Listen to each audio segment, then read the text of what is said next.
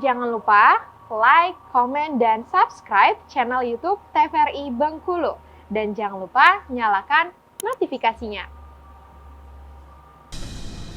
Balik lagi di Opini, obrolan pagi ini masih dengan tema yang sama, yaitu kedipan di balik lensa bersama dengan Bang Dika nih, konten kreator. Bang Dika sekarang tuh kan udah banyak banget ya konten kreator, termasuk dari teman-teman abang mungkin ya. Cara abang sendiri nih membranding dan juga agar tetap eksis nih di kala konten kreator ini sangat banyak. Kalau sekarang mungkin karena udah saking banyak ya, apalagi kayak saya soal fotografi itu udah banyak banget. Nah, saya perhatiin ya, semua konten kreator kayak fotografi itu template-nya sama gitu ya, membahasnya sama. Saya coba nyari angle yang berbeda aja gitu, nyari sudut pandang yang berbeda. Kalau mereka udah bahas itu, berarti saya bisa bahas ini tapi dari sudut yang berbeda gitu, supaya menarik gitu. Kalau mereka mau bahas settingan kamera, mereka udah bahas dari sisi ini, saya mau bahasnya dari sisi sebelah yang lain gitu. Itu aja sih saya ngakalin biar saya agak sedikit berbeda aja gitu. Sering nggak sih sharing-sharing sesama konten kreator gitu? Ya biasanya juga gitu. Kalau ada nanya lain sesuatu tuh ya biasanya saling-saling DM gitu.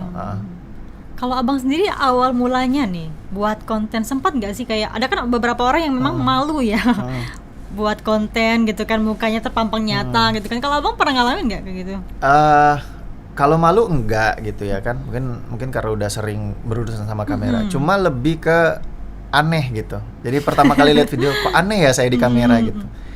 Kalau lihat video-video yang lama tuh kok ngomongnya begitu ya dibanding sekarang. Kalau sekarang tuh kayak lebih santai, lebih relax aja. Kalau dulu mungkin muka kakunya terlalu terlihat. Ya itu bakal jam terbang mungkin. Karena kan ada beberapa orang yang memang nggak pede depan kamera gitu kan. Pun misalnya kayak gini gitu, kita ngobrol-ngobrol terus disuruh berdiriin kamera sendiri, ngerekam sendiri, pas berdiri pasti bingung mau ngomong apa gitu. Nggak ada skrip, nggak ada apa gitu. Kadang-kadang kalau memang konten kreator ini suka buat kontennya sendiri, tiba-tiba ditontonin grogi juga nggak sih? Ya, ada orang rame misalnya gitu, merasa terganggu juga kadang-kadang itu. Jadi ngomongnya salah-salah gitu. Nah, kalau dari abang sendiri nih bang, ada nggak sih yang pengen abang sampaikan terutama bagi konten kreator di Bengkulu nih, agar terus berkarya tapi bisa memperkenalkan Bengkulu juga nih mungkin ya? Yang pasti kalau bikin konten jangan malu bilang dari Bengkulu, karena saya banyak orang konten kreator tuh bilang nggak dari Bengkulu. Dan terus kalau mau bikin konten sekarang juga jangan malu untuk ngeluarin bahasa daerah juga gitu kan.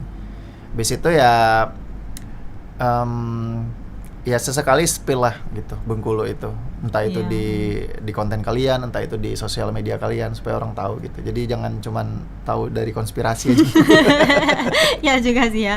Sebenarnya untuk wadah konten-konten kreator ini ada nggak sih bang di Bengkulu, kayak misalnya pelatihan udah mulai banyak nggak sih? Kalau pelatihan kayaknya yang terkhusus tuh nggak ada gitu. Kalaupun ada pelatihan soal konten kreator tuh pasti dinas instansi ngundang kita jadi narasumber buat melatih internal mereka gitu. Kalau buat khususnya nggak ada. Kalau buat komunitasnya ada gitu. Tapi ya yang namanya komunitas ya hanya sekedar komunitas buat ya mungkin grup WhatsApp gitu, cuman tukar pikiran atau seperti itu aja sih. Tapi abang tergabung di komunitas? Iya ada gitu. Konten kreator. Sempat juga berarti diundang ngisi materi gitu ya? Ya lumayan sering sih. Lumayan sering buat ngisi materi soal konten. Susah nggak sih bang ngajarin orang gitu? Ketimbang kita cuman cuap-cuap di ini kan ya, di media sosial kan? Kalau konteksnya kayak kita berdiri di depan orang banyak ya, PR-nya itu cuman bagaimana menyampaikan, ya bikin slide yang sesimpel mungkin biar orang paham konteksnya, mau bikin konten dari A sampai selesai gitu. Itu aja sih tantangannya. Oke, terakhir nih bang, ada nggak target dan juga harapan abang ke depannya sebagai konten kreator sendiri? Target apa ya? Kalau saya tuh yang penting saya tuh nggak pernah mikir buat dapat subscriber atau followers banyak. Intinya tuh apa yang saya bikin itu mereka bisa dapat manfaatnya, itu udah lebih dari cukup. Dan feedback yang seperti saya bilang tadi, kalau saya keluar kota ada yang nyamperin nemenin tuh udah lebih dari cukup buat saya. Karena kalau mau cari misalnya mau kaya dari sini ya, saya merasa hidup sekarang udah cukup ya. Oke aja sih. Karena kan ada yang memang konten kreator ini sebagai profesi utama ada juga yang sampingan gitu kan. Oke Bang Dika, terima kasih sudah bersama kami di Opini, terus membuat konten-konten yang informatif ya Bang, edukatif dan juga menarik nih untuk masyarakat Bengkulu dan juga Indonesia. Pemirsa, demikian Opini pada pagi hari ini. Jangan lupa terus saksikan Opini setiap hari Senin sampai dengan Sabtu hanya di TVRI Bengkulu, bersama kita maju. Sampai jumpa.